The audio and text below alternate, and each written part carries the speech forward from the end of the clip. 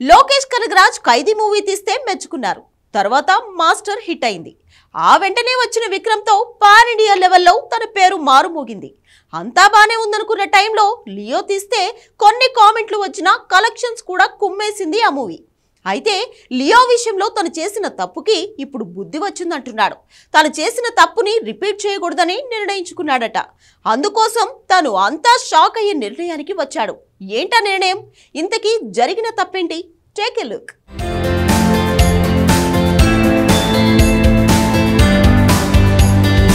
లోకేష్ కనగరాజ్ ఇప్పుడు super star Rajinikanth తో సినిమా తీయబోతున్నాడు. ఆల్రెడీ ప్రీ ప్రొడక్షన్ వర్క్ మొదలైంది. సమ్మర్ లో రజనీకాంత్ సినిమా మొదలు కానుంది. ఇలాంటి టైంలో తనకి బుద్ధి వచ్చింది. ఇంకోసారి తప్పు చేయనని అంటున్నాడు. ఇదే ఇప్పుడు తమిళ సూపర్ స్టార్ రజనీకాంత్ ఫ్యాన్స్ కి నచ్చటం లేదు. ఖైదీ, విక్రమ్, లియో సినిమాలతో పాన్ ఇండియా లెవెల్లో ఫోకస్ అయిన లోకేష్ కనగరాజ్ ఇక మీదట తను ఏ మూవీ తీస్తున్నా రిలీజ్ డేట్ మాత్రం ముందే అనౌన్స్ చేయనని అంటున్నాడు. మొన్న లియో మూవీకి ఇదే తప్పు చేసి నరకాన్ని అనుభవించాట.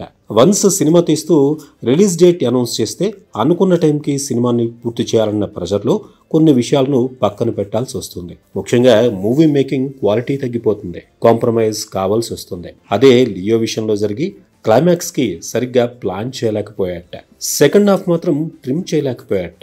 దీంతో లియో స్లో నేరేషన్ అన్న కామెంట్స్ ని ఫేస్ చేస్తుంది. అదే ఈసారి జరగకూడదంటే సినిమా పూర్తయ్యే వరకు రిలీజ్ డేట్ అనౌన్స్ చేయకూడదని ఫిక్స్ అయ్యాట. దీంతో రజనీకాంత్ సినిమా ఎప్పుడు వస్తుందో తేల్చకపోతే ఎలా అంటూ ఫ్యాన్స్ రియాక్ట్ అవ్వాల్సి వస్తోంది. సోషల్ మీడియాలో ఇదో డిస్కషన్ మొదలైంది ఇప్పుడు.